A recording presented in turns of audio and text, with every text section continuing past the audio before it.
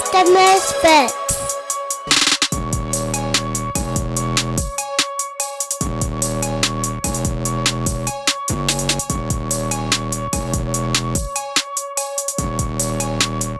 Hey everybody, welcome back. It is still season 4 and I've already forgotten what episode we're on, so we're on track. So today we are doing something a little bit different. Last week we talked infertility with Karen Terrazas. The week before that, to kick off, we talked homelessness. We have started season 4 off by hitting a bunch of heavy stuff. Today we are kind of still hitting heavy stuff and kind of actually continuing the conversations we've been having, but in a completely different way, in a topic that just accidentally fell in my lap, and I'm actually kind of embarrassed I didn't think of doing this before. So today we are joined by two guys that if you are on Twitter, you should recognize them because we interact quite a bit. We may be joined by a third depending on if he is able to join us or not. We'll see. But today we are joined by Stefon Napier down in the bottom there. He's over in Wheeling, West Virginia. And we are joined by Wesley George, who is in the corner over here. And he is down in New Philadelphia, Ohio, which is about 15 minutes south of me. And we are talking today. There's a reason we actually are giving their location, because today we are going to be addressing some not necessarily well known, but once we start talking, it becomes very obvious. Some things that are exclusively difficult circumstances for ministering in the Appalachian region here in the United States. So, guys, welcome to Misfits. Thanks for having us.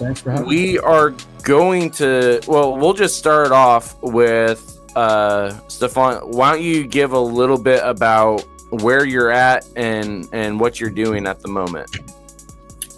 So I'm fairly new to Appalachia. I've only lived here for about 3 months, roughly. I got here in December.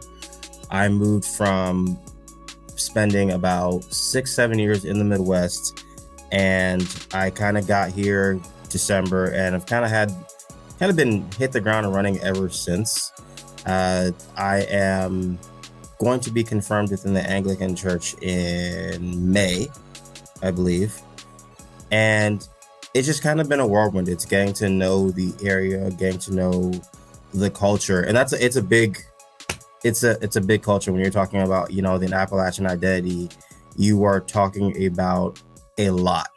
And as a person that was originally in Florida, at one point in my life, like, there is a lot to navigate. So I'm excited, and I'm excited about what I've seen so far. And I'm just continuing to kind of move forward and kind of explore more about Appalachia, more about what it means to talk about Jesus in Appalachia, and how that reflects with where I've been and where I'm trying to go. Awesome. So Wes, same sort of thing. Give us a little bit about where you're at and what it is that you're doing currently. Well, I'm currently the pastor at Dover First United Methodist. Unlike Stefon, I've lived pretty much my whole life in the Ohio corner of Appalachia, but right now I'm just on the kind of the border of it, where we're in a small town, and small town Appalachia is very, very different from a lot of other places. It's just a unique place to grow up, to live, to have this mindset of independence and to deal with that kind of mindset in everyday ministry. So yeah, thanks.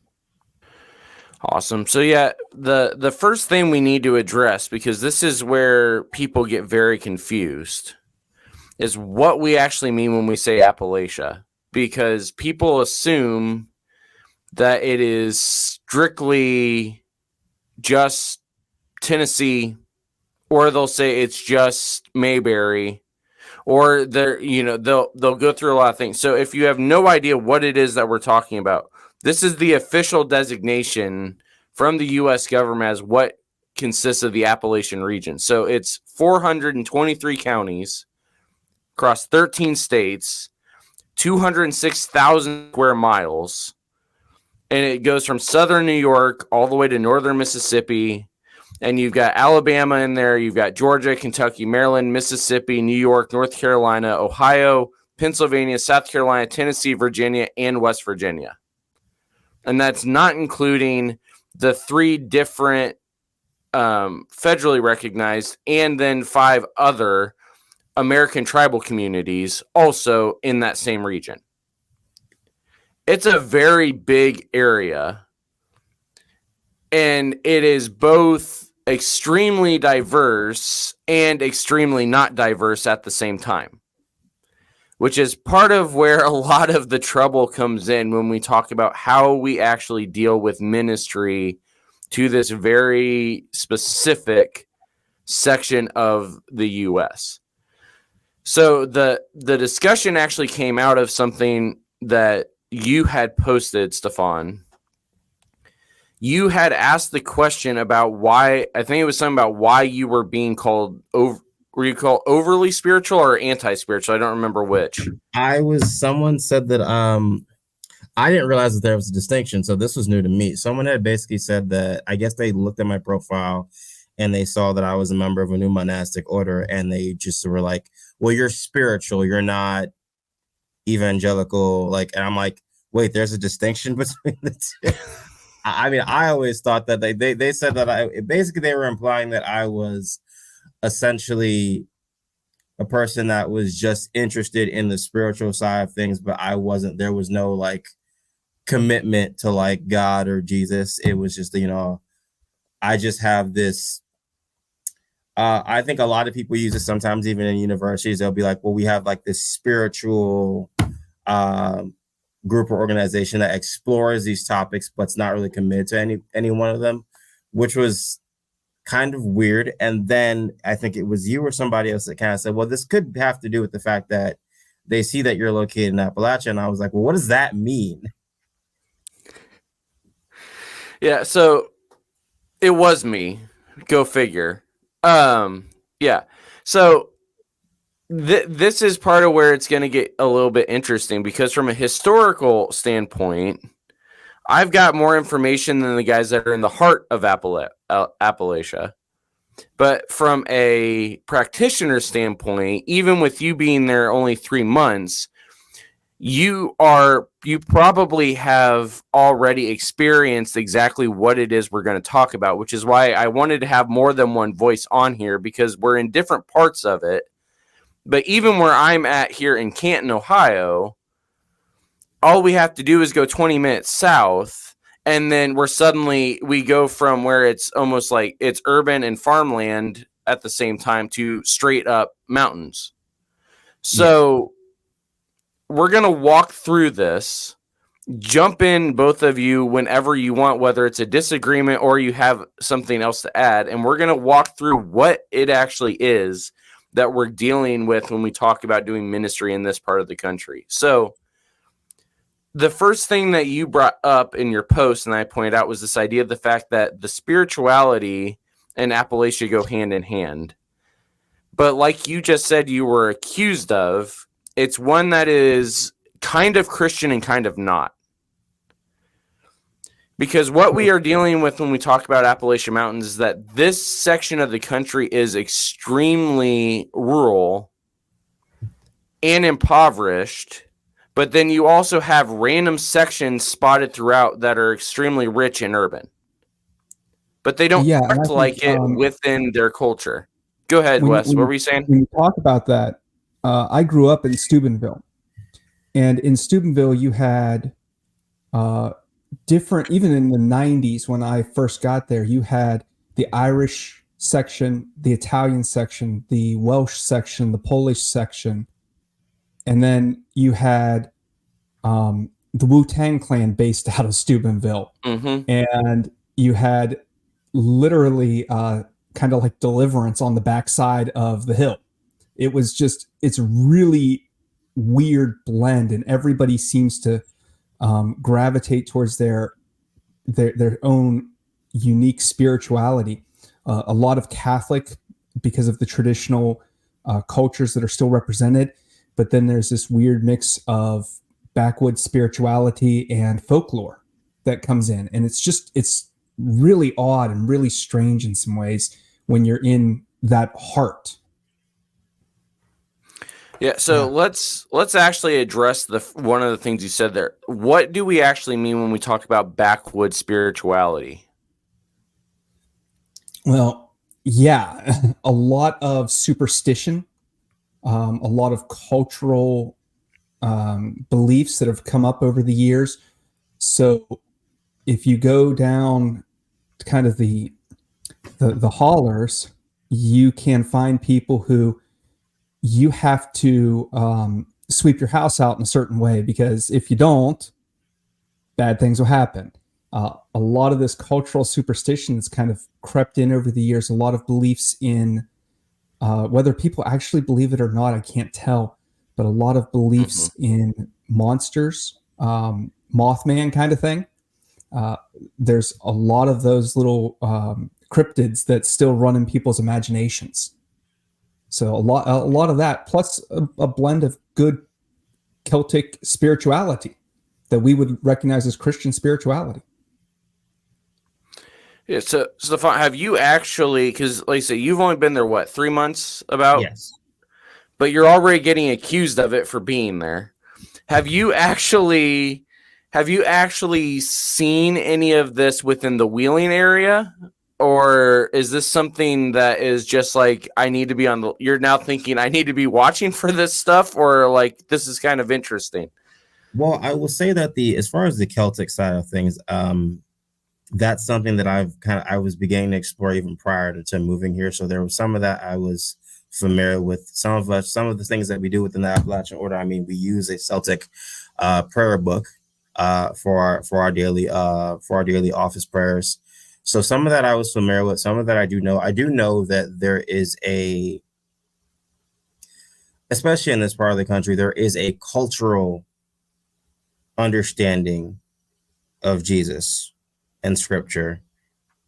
There may not be a spiritually ingrained one. It's more of Jesus or the Bible or Scripture is adopted as part of the culture.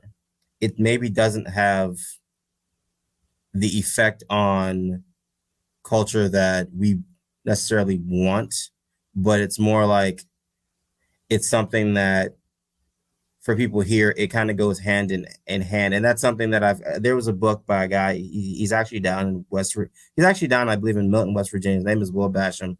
He wrote a book called Rural Church, or Rural Mission, I believe is the book. And I read it like a year ago. And one of the things that he talked about was that there is kind of this, when people talk about Jesus, sometimes it's almost as though it's a thing that's regurgitated as a function of the culture that they're in, as opposed to something that's internally like taking it, if that makes sense. Like, so that was kind of like my introduction to spirituality. But I was aware of some of the things that you're talking about, like with monsters, with how you do certain things. I think that very much the way in which people live. Like there's a term I believe in West Virginia called like front porch sitting, if I'm not mistaken. Like things like that matter. It matters in terms of how people are in relationship with one another, how they connect with other people. So like some of that I've seen, and other things I'm still learning and absorbing.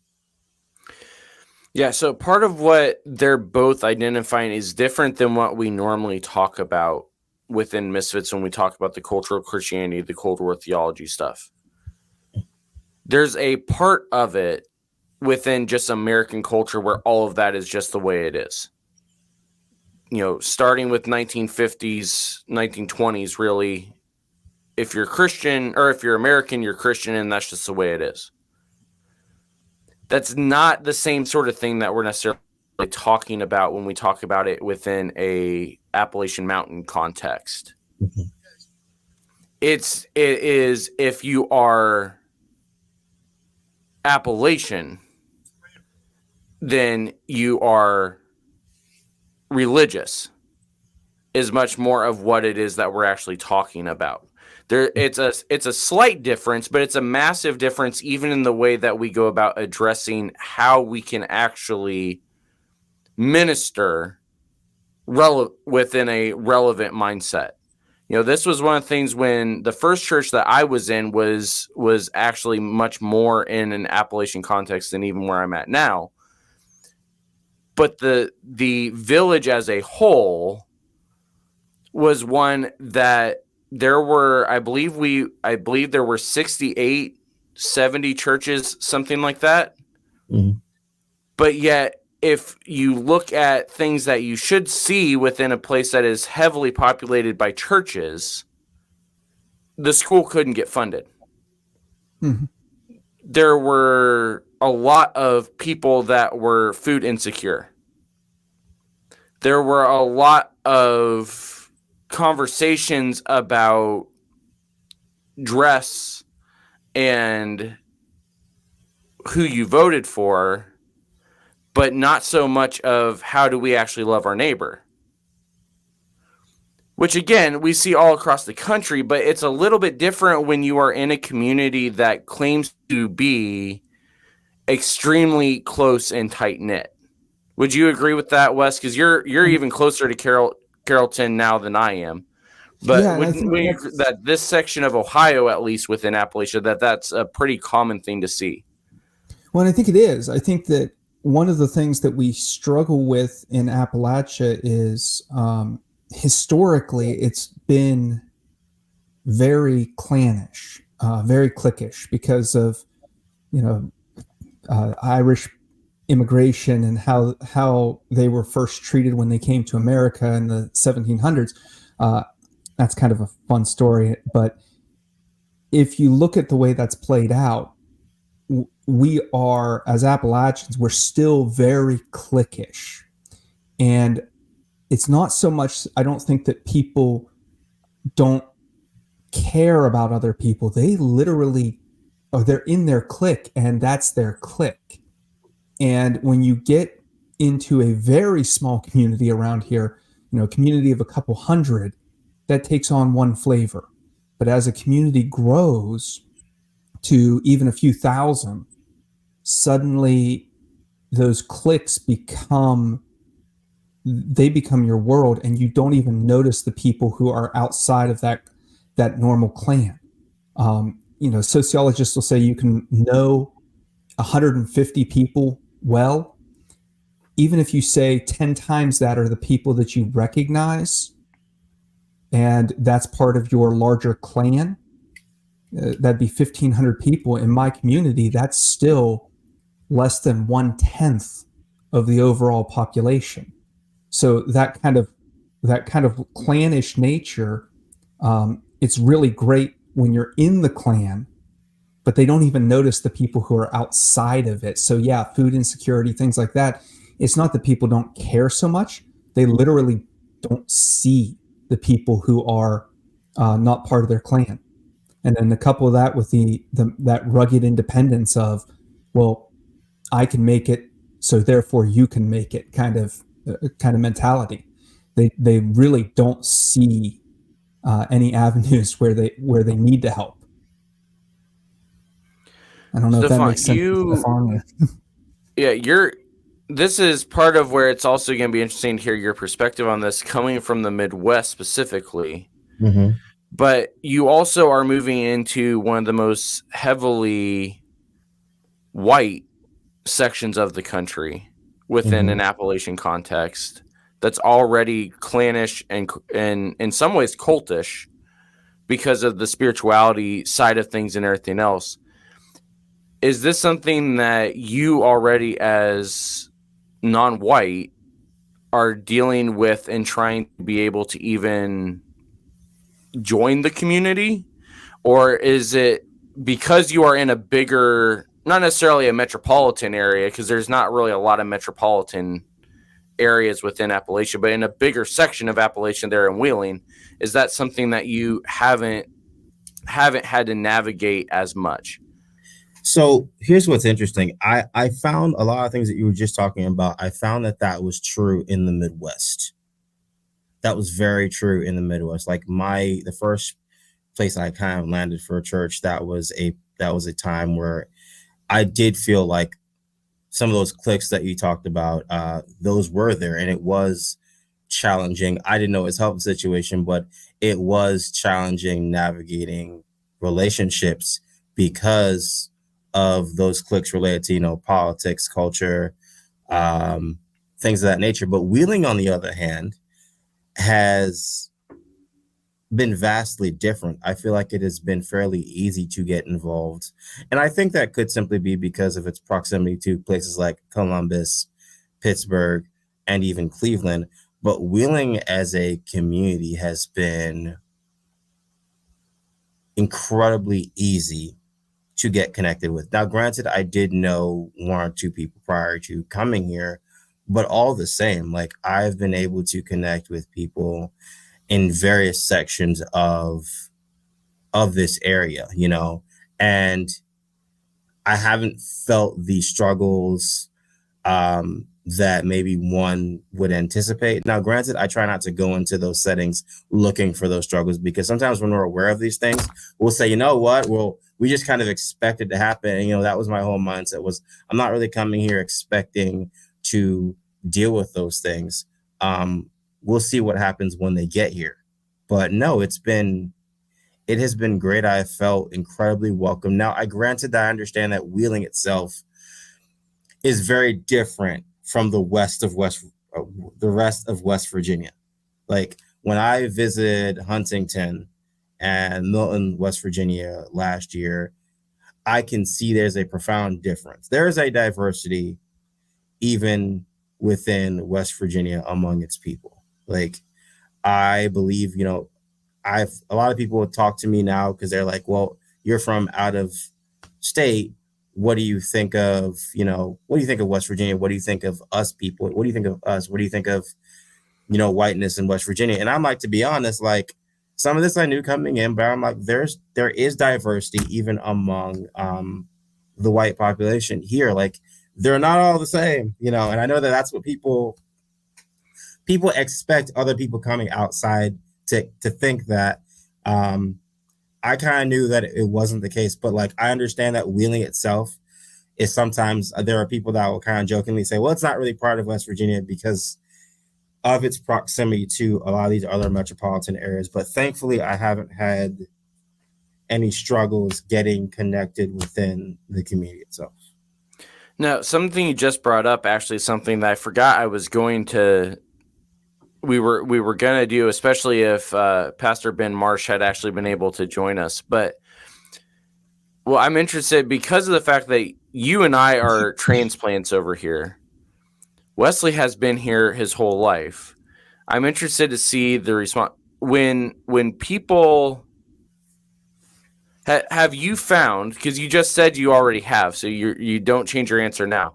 But have you found that compared to even when you were in Florida or in different sections of the Midwest, that the identification with the state and state pride is something that is much more common and in your face than a lot of the other places you have lived and grown up?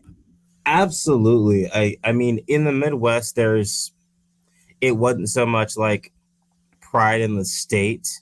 Like even when I lived in St. Louis, like people were very unhappy with, Illinois. They were referred to as, Chicago is its whole other state. The rest of Illinois is its own state. West Virginia, on the other hand, has been vastly different.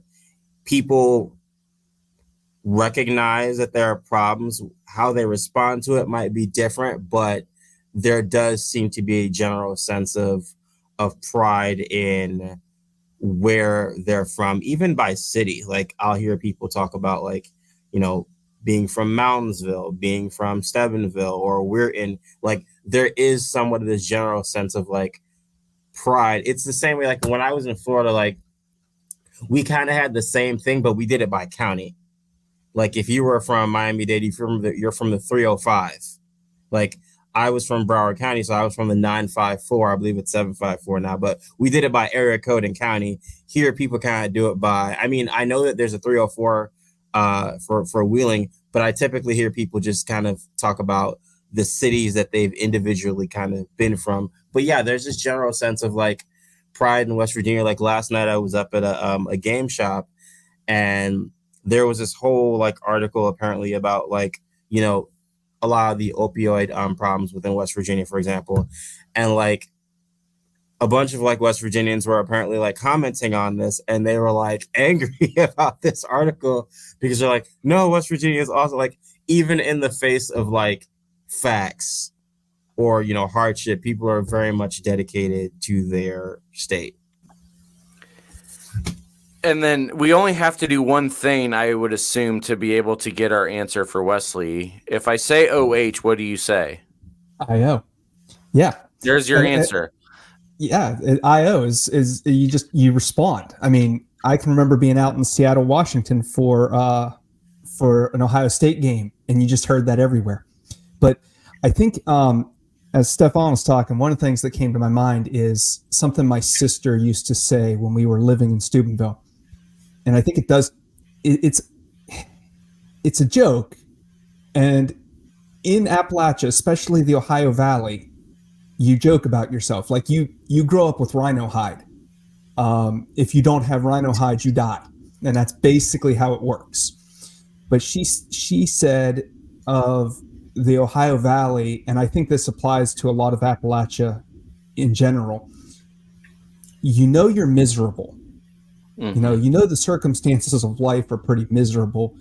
And we grew up at a time where the steel mills were closing, the coal mines were closing. So life was tough. Jefferson County, Ohio was one of the poorest counties in the country at the time. So you know you're miserable, but you know you'd be more miserable anywhere else. You know, because there's that shared misery of we're all in this together that is really kind of unique. There's city pride, there's state pride everywhere else, but there is this sense of shared misery in Appalachia that is very unique. Like life is hard, life is tough. We're going to toughen you up to meet life, and we're all going to be there sharing in it together. It's just really unique. Now, that actually leads us into the how do we actually do ministry here discussion. Because of the fact that there is this kind of community aspect, because, you know, I grew up in Illinois where nobody was really proud of the state. I mean, especially at the time I grew up, you know, born in 91 means I saw the first like 6-7 governors of my lifetime all ending up in a federal penitentiary somewhere. Like there was nothing that was going to make anybody proud to be from the state by any means. But at the same time, the main thing was just, no, we're not from Chicago was the only thing that we got used to having to say all the time. But then I come to Ohio for college and find that even within a Division II college on an athletic scholarship, the fact that I was not from Ohio put me at a disadvantage even within the team that I was being paid to be on. Because if you're not from Ohio, suddenly that makes you second class automatically. And then graduating from college and going into the first church I was at in Appalachia in Ohio and the Ohio Valley, the only reason I was able to even get a foot in the door was because I married somebody from the village. It's a very weird thing when you have no context of why are you so happy to be a part, why are you so proud of the state that you're in? Because that is foreign. And I mean, you said you're from St. Louis, Stefon, so you understand fully. There's not that much to be excited about. Like there's corn, You've got the Mississippi River. You've got corrupt politicians. You've got gang violence. Now, I mean, that, I loved. There are parts of Illinois. So, like I most recently back in like November, I was in Taylorville, Illinois, because I've got a friend that lives out there. I love Illinois for like the landscape, and that's about it. But then again, I'm weird because everyone's like, well, why would you move from Florida to this? And I'm like, I just want to be able to go in a different direction. Like, do you know how long it takes to get out of Florida in general? Like, yeah. Well, like, that's my wife growing up in an Appalachia territory and on a dairy farm in Appalachia territory where, they're on a hill, foothill. And then the first time I took her out to Illinois, she didn't believe me that the windmills we were seeing were a good 10, 15 miles away. Because she was like, there's no way you can see that far. I was like, yeah, you can. We can see much further when the windmills aren't there. Because it's like we're going from mountain region to the highest. For those that don't know, the highest natural point in Illinois is literally just a random spot in a lady's backyard somewhere in the northern part of the state. Like, it doesn't get higher outside of the Native American burial grounds in southern Illinois. That's the only thing that's close to being mountainous that you get out there. But the bigger thing that we're actually talking about now that we've gotten completely distracted by geography is how do we actually deal with ministering in a culture that has almost taken pride and identifies itself with poverty, misery, witchcraft in some sections of it, and even but then also identifying with the fact that's the best thing they can ever get. How do we actually bring a gospel that is almost counter to everything that the culture is saying? How do we bring it in there and deliver it in a way that is effective in an area that already believes they're Christian to begin with? Wesley, I'll let you take that one first. And that's not an easy task. That's not an easy thing to answer, because you really have to work with the cultural assumptions. You have to work with the ideas that the people have, and you have to be very patient. The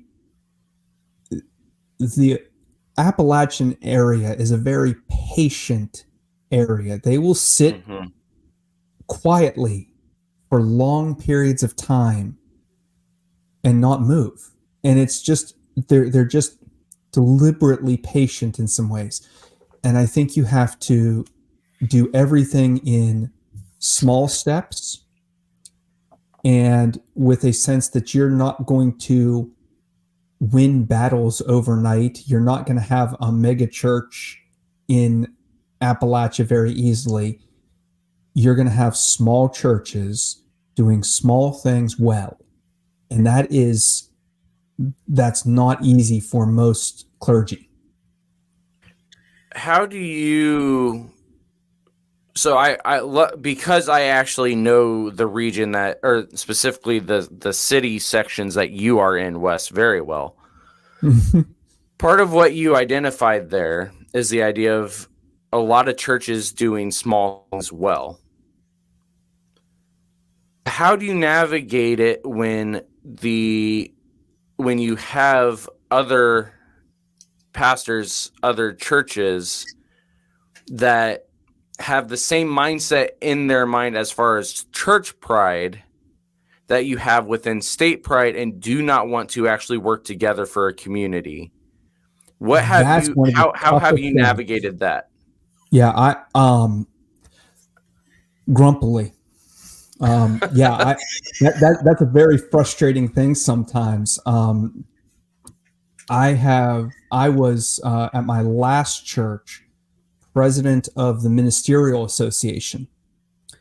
The Ministerial Association turned into, during COVID, me and one other Methodist pastor coordinating food pass outs for the school district.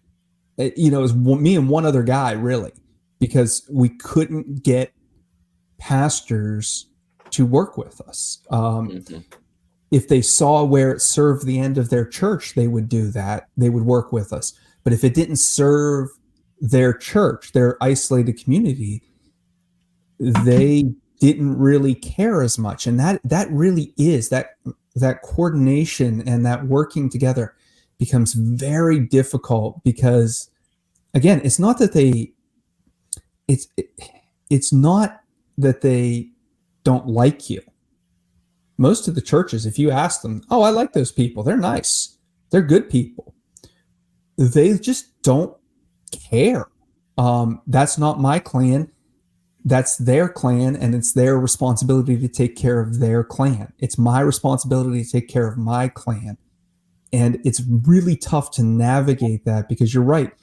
I think I read it somewhere that our specific corner of Appalachia has some of the highest densities of churches in the country. We have tons of little churches, and a church of 150 is a pretty good size here, because that's how clannish people are. And I haven't really gotten over that, because I can fall into that pattern myself. I've been raised in it, so sometimes I go, let them figure it out. But it really is kind of hard to overcome. It's hard to get pastors to coordinate, because we just are grown up in this sense of isolation.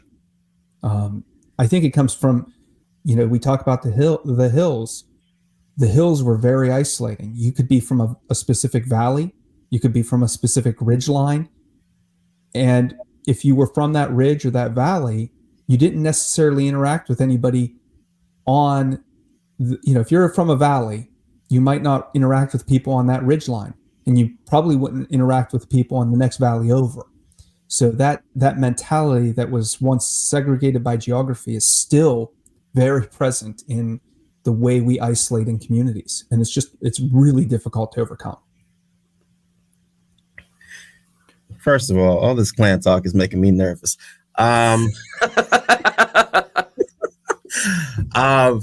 So I'm gonna kind of talk about it from a new monastic side of things. So my church is actually in Pennsylvania. It is, because obviously where Wheeling is, Pennsylvania is like right there. So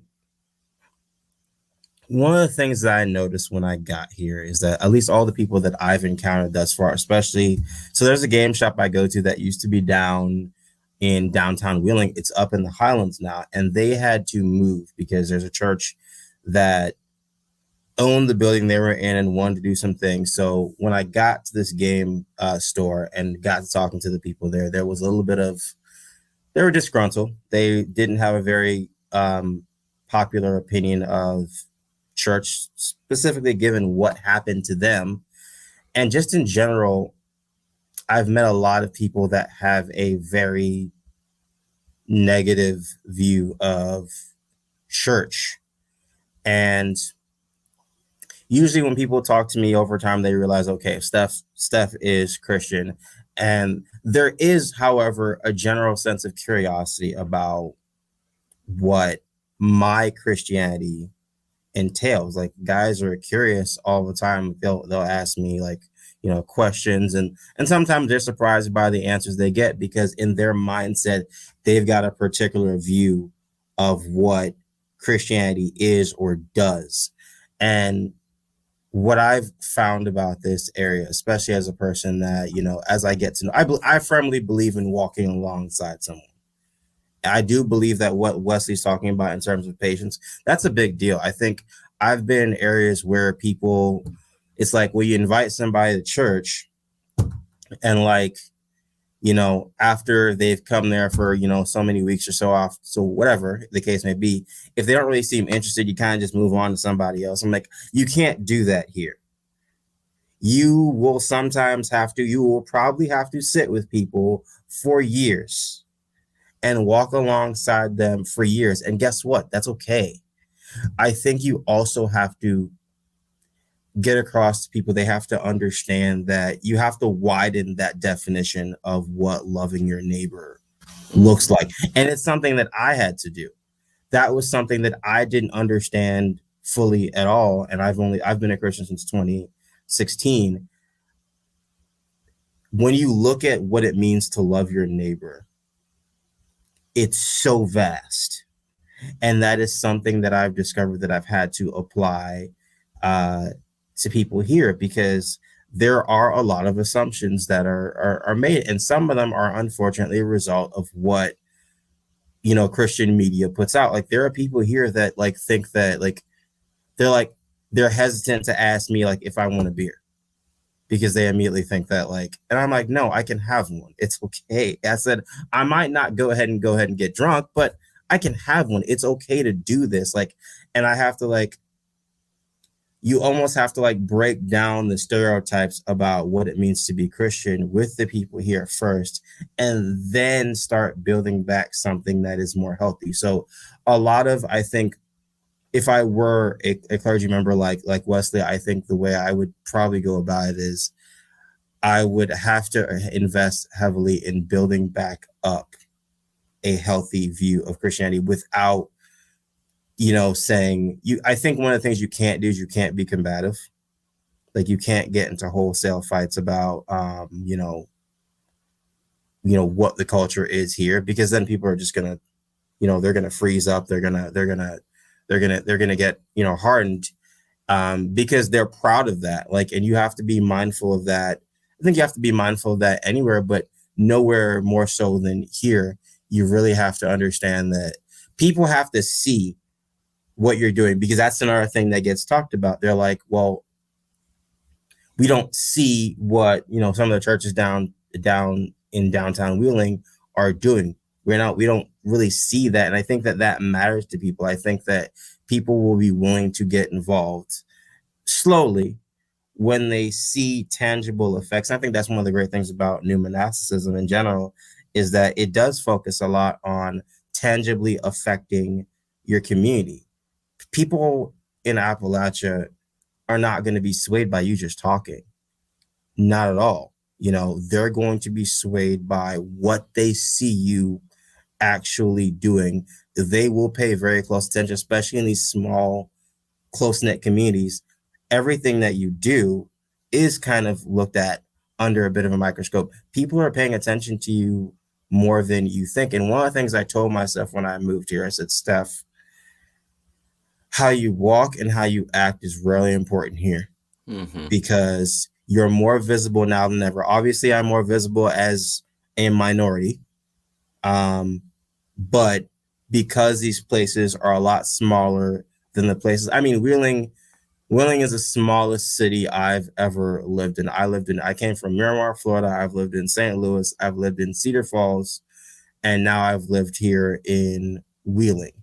And I can already tell that people do closely watch the things I do in person, the things I do, on Facebook, on social media. They see those things. So I think having an expanded definition of what it means to love your neighbor and actually acting it out is a good recipe for how to do ministry in this area. Yeah, and the place that we see this sort of thing happen, as far as an example of this, is where we get into, this is what we see with Acts 17 with Paul in Athens. Paul goes in and does not pick a battle with their idols. He doesn't go in and try to tell them idolatry is wrong. He doesn't go in and do any of this stuff, but instead says, you have this idol over here that you say you have no idea who it is. I know who it is, so let me explain it to you. That is the relevant side of things that the mindset has to be there. The problem that we run into, though, or at least that I ran into as somebody that was going into Appalachia with a call towards youth specifically, is that at least within the area I was in, so it was probably the same thing that you dealt with and that you still deal with in your area, is that the youth in Appalachia don't want things to stay the same. No. They want out. They want the changes. But they are the ones that feel like they are being held back. Which adds a whole nother dimension to this, because it's one thing to be able to say, we just be patient, we go in, and we say, Mothman, probably not real, but I'm not going to talk to you about that. Let's just talk about what can I do for you? Well, it becomes a lot harder when what can I do for you is how do I get out of here? Yeah. Yeah, go ahead. How do we navigate that part of it? And I don't know, because my dad would tell me he spent 20 years in Steubenville. In that 20 years, he probably had, I don't know, 200 to 300 kids come through his church. They had a fairly big ministry to the kids in the neighborhood. And in that entire 20 years, he had 0 kids graduate high school, leave for either the military or college, and come back. Mm-hmm. There were there were many who graduated high school and then just filtered into the community. There were a few that went to Franciscan or Wheeling Jesuit or West Liberty and then stayed in the area. But there were no kids who left, went to college, went to the military, did something where they established themselves in some way, and then came back to the community to build the community. One of the realities is you are probably looking at many of your best and brightest in the next generation filtering in our area, in the northern part of Appalachia. They're going to filter to Pittsburgh or Columbus, maybe Cleveland. A lot of them end up over in Indianapolis for some reason. But people, the people who would have been able to a generation or two ago build the community and help rebuild it and help establish it, the people who have some vision and foresight, are the ones who are leaving much more readily than the kids who are staying. The kids who are staying because they like that environment. They like the community. They feel comfortable there. And they're not the ones who really ache for change. So again, you have to be very patient, because the people who are there and stay there are often the people who don't really care if there's change or not. Mm-hmm. You have to have that long, slow conversation. I liked how Stefan put that, because I think he's got a lot of insight coming into this. Maybe he's not as jaded as you get when you grow up in it, but he has a lot of insight about this, because there's a reality that the people who are staying are the people who like it this way. Mm-hmm. And they don't want to see the change. The people who really would want to see the change are the people that you're kind of prepping for 4 years in high school and then saying, well, I guess this is the last time we're going to see you. They tend to be the ones who move on. And that's unfortunate, because there are a lot of really gifted kids who could come back and push for a lot of change and be very helpful. But honestly, there's less of an opportunity for those kids to come back, because there's just not the jobs or the economic opportunities. Yeah. So there are some parallels with this within the African American community. So I briefly went to an all-Black Christian high school for the first 2 years of my high school career to run across country. And there was always this overtone. This was in Broward County, Florida. there was always these conversations about coming back and giving back to the community. It's always stressed within African American communities: come back, give back, support, especially in the realm of athletics, become successful athletically, get to the NFL, NBA, what have you, come back, give money and support. I was one of those individuals that didn't come back. And the reason I didn't come back was because I questioned a lot of what was going on, because my statement when I was a teenager was, well, what are you guys going to do while I'm gone? Like, what made me disgruntled and upset was that I would see people that would leave, and then the people that stayed, it was almost as if it's like, okay, well, while people are going ahead and getting educated, they're going to get college, what are you going to be doing? There is this expectation that you're supposed to just come back and give your time and talent to people, and they kind of just sit there and take it as a handout. And I'm like, no, that's not how this works. Like, you need to be doing things while, some of us are gone, trying to develop ourselves so that we can come back and be the kind of leaders that the community needs. But what leadership are you going to be doing in the meantime? And I wonder if that's the same with Appalachia. It's like, why of course some of these kids are not going to want to come back, because they're like, we're coming back. And it's like, well, what'd you guys do while we left? Did you attempt to do anything? Did you take anything upon yourselves?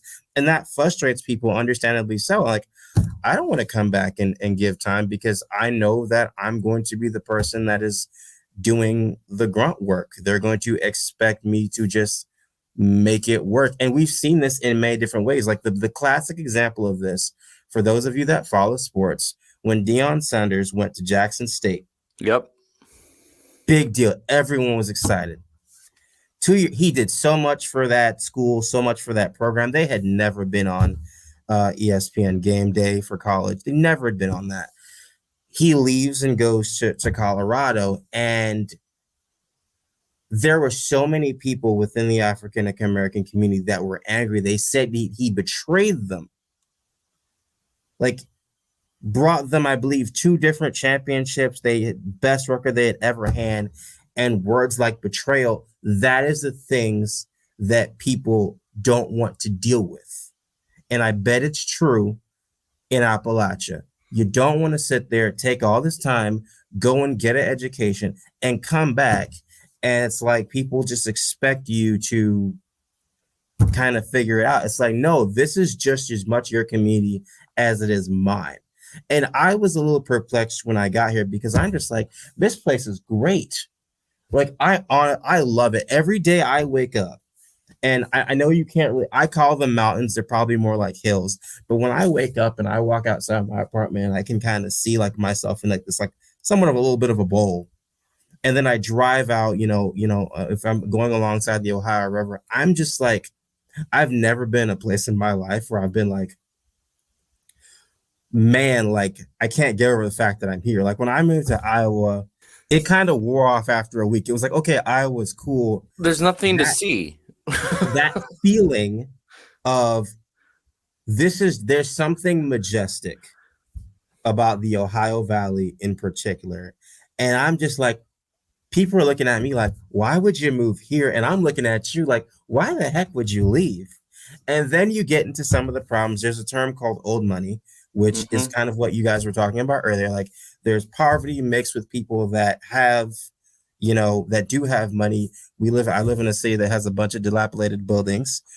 We have a very big issue with homelessness, and no one seems to know how to navigate it. As a matter of fact, the city had a really bad situation where earlier this year, they, during like the coldest time, was when they decided to remove like homeless encampments. And like, it's like people here don't, like, some people here want change, and other people are just like, we don't care. And I'm like, I can understand somebody who grew up here and moved away for whatever reason saying, yeah, I don't want to come back, because I know how you people are, and I know that you people don't care. And so I think that's why it's heavily important that we really get together and we have to build relationships. We have to be relational here. And it's going to be a slow change, and we just have to find people, and they don't necessarily have to be the best in the brass, because the gospel, to be honest, or scripture in general, has never operated on the best in the brass. Right. Like, if you really think about it, most of the people that were involved, like I tell this to people all the time, King David, by today's standards, probably don't know if he'd want to hang out with the guy. If he did what he did, scripture, most of us, man after God's own heart, most of us are just like, you are a shady dude. I want nothing to do with you. Like, nobody would want to deal with him. I'm serious. Like, I mean, one of my favorite judges, Gideon, same situation. The guy was, a bit of a coward. Like, I mean, a lot of people in scripture that, we turn into these heroes, like, they weren't really the best of the best. That was very rarely the case. And I think that that's important when we're talking about Appalachia. Appalachia is not going to be fixed, or it's not going to be made better,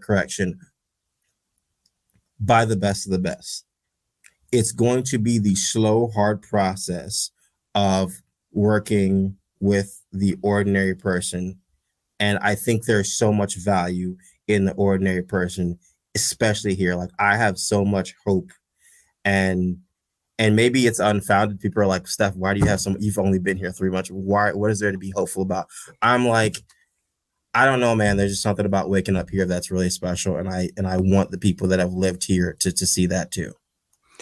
Well, and the weird part of this also is that part of why you have so much hope for it is because you know what the gospel is capable of actually doing. That is a big piece of it, is what could happen if the community actually will accept the message that you are bringing into it.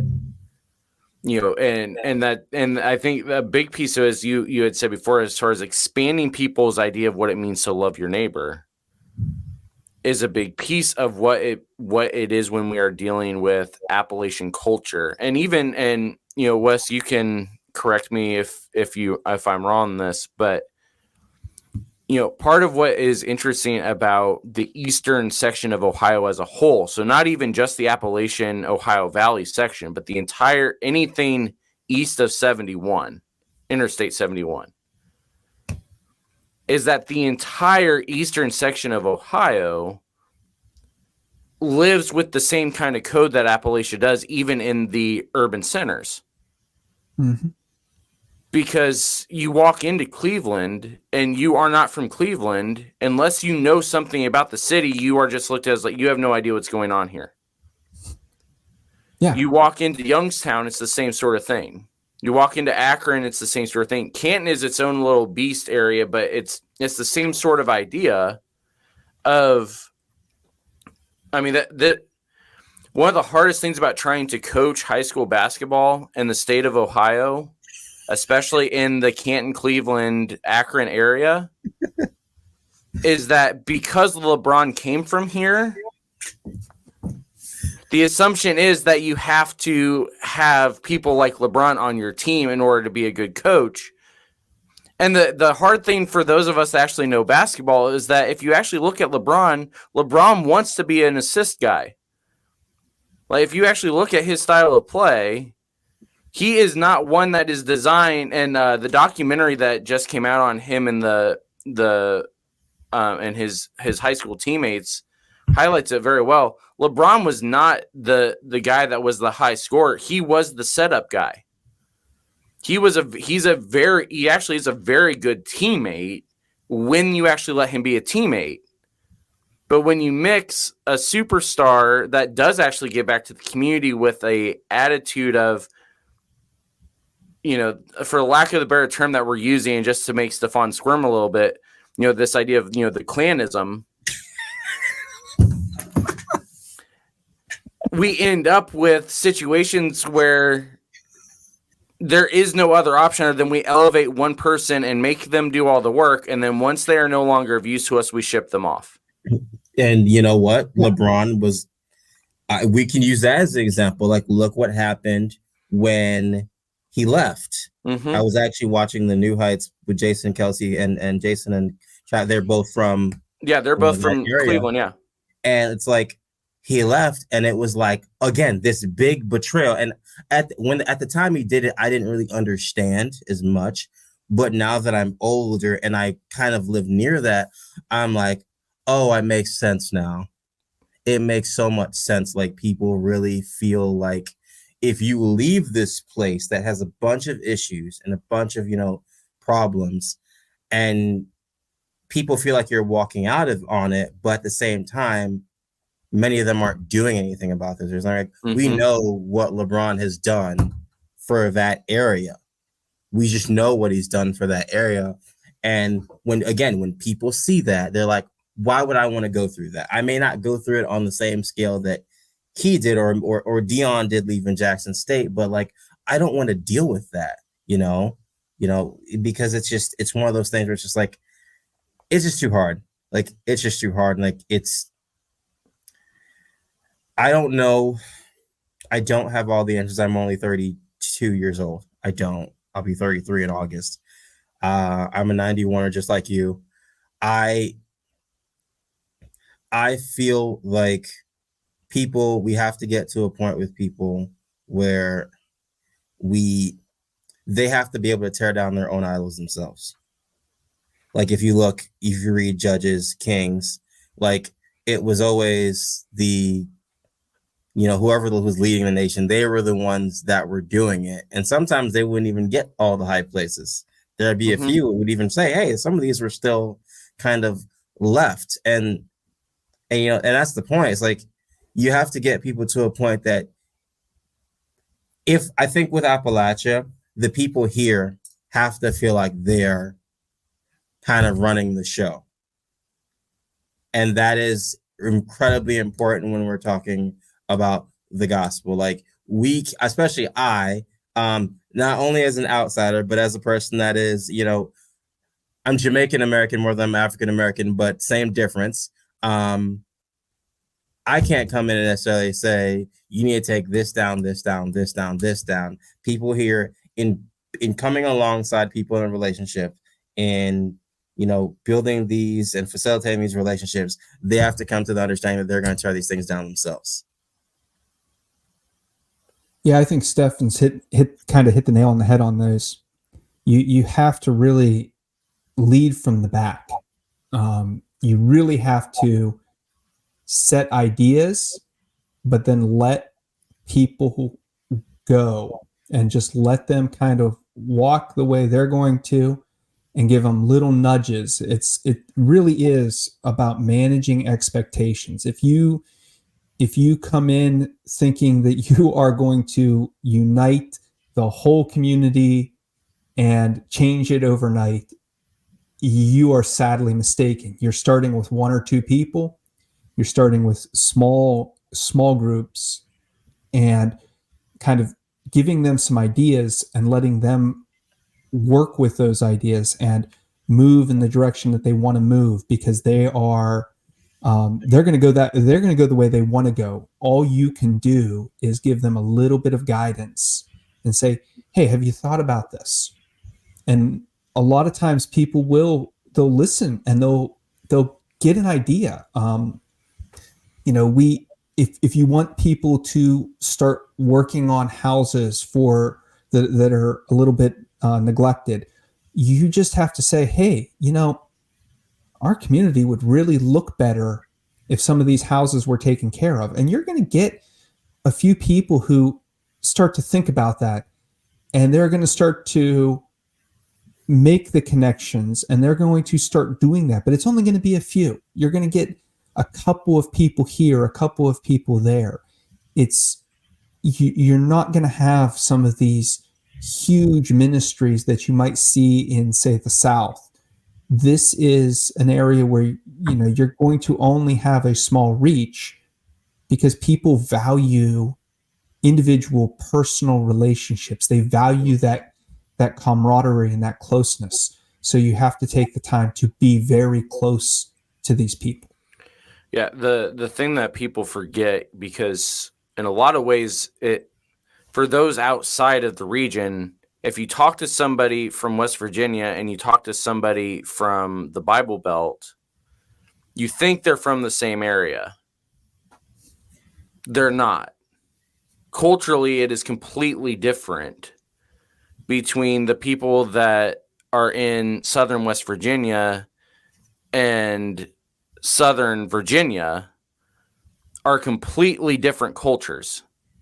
The financing for the churches, the type of churches, the type of everything is completely different. And that's part of why this discussion needed to actually happen, is that we've got to actually start looking at this from a wide angle lens of the fact that we need to actually be strategically relevant in all of these different places, even when outside of the area, people are like, no, you're the exact same as what we're doing over here. Now, the other thing that I'll add, because my experience within an Appalachian context was much more of youth ministry compared to dealing with adults, is that this is where the Holy Discontent stuff comes in, is knowing who you actually are called to is key to all ministry, regardless of where you're at. So don't think we're saying that these things are exclusive to Appalachia. But knowing who you're called to is a massive piece to actually being able to do ministry in these certain sections. Because part of what my job in trying to rebuild a youth group is unfortunately doing a lot of the opposite of what we just talked about. Because the kids wanted change and they wanted it now. And so it was bringing things in immediately and giving the kids a place to come and air out their frustrations with the area, away from the gazing eyes of great grandma and great grandpa, who are still making them come with them to church because this is the church we've always gone to. Knowing who it is you're called to reach is going to actually, but that is where what both of these guys already said comes in, is that you actually have to have relationships with the people you're called to reach in the first place. Knowing what it is that they're actually looking for. Knowing what it is that the problems that they are dealing with or that their friends are dealing with.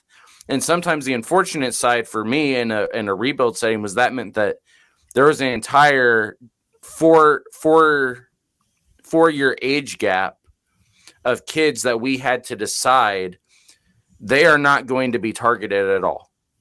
If they come, great. If not, we pray that somebody else will have the discontent to reach them, but we cannot focus there. We got to start with the sixth grade the generation of sixth graders in our school and not the high schoolers. If the high schoolers come, great. If not, we unfortunately know, because this is what we see with the statistics and talking to them already, they're not going to stick around no matter what we do anyway. They are looking for the next thing, looking for the next chapter. They're leaving the area. So let's work with the kids that we know are going to be here for a while. And that's a hard decision to make. And it's something that is not going to make sense to anybody outside of doing ministry in the context that we're talking. So hopefully this was enlightening for people that are not in the area. Hopefully this is helpful for people that are in the area. We'll start with you, Wes. Where can people that want to connect with you find you? What do you got going on? Well, obviously, since we've brought up Twitter, I am at The Blind Guide on Twitter. Little pun on my visual handicap. And you can also find, I do some things through my website, saintsandidiots.com. It's just a place for me to blog and to put out some videos, just kind of things that I feel are relevant to myself and what I'm working through in my own journey with God. Yeah, so saintsandidiots.com, which is one of the best. I wish you used that as your handle instead of Blind Guide, because I would love to see the comments we get from people when they see that as your handle on Twitter. But yeah, you can find him there. All that will be linked up in his guest portal as well on the website once we get that going. Stefon, what about you? What do you got going on? I am simply Stefon Napier at on Twitter. That's my handle. I did have a website at one point. I kind of stopped using it for a while. I'm waiting to really kind of build up some proper content, and I want to be more consistent. But for the time being, you can find me on Twitter at Stefon Napier. No underscore, no nothing. And that's where I am. Feel free to connect with me. Reach out, chat with me, just like Ministry Misfits did. Yeah, that's where I am. It's a space I dwell in. Awesome. So these guys will be back because we got some other stuff that are more individual to them that we want to talk about as well, including, Stefon brought up new monasticism a lot. That's something that him and another friend of ours that couldn't join us all want to talk about, things like that. Wes and I have some other discussions from things that we constantly are dealing with online together as well that we want to eventually hit as well. So you'll see them again. In the meantime, you can catch up with all the stuff they just talked about in the guest portals over on our website, ministrymisfits.com. Under the resource tab, if you click on guests, you'll be able to find them.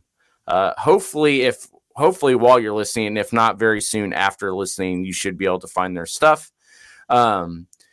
If you want to support the show, patreon.com/Ministry Misfits. We are in the middle of the Daniel study. I'm not sure what week we are on right now because I can't even remember what episode this is of season 4.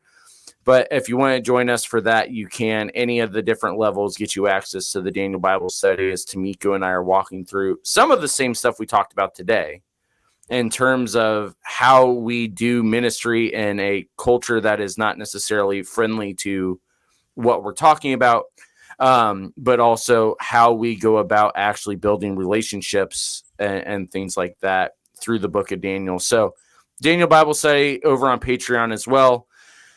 Guys, thanks for coming on. We will see you guys hopefully here soon with doing some other stuff.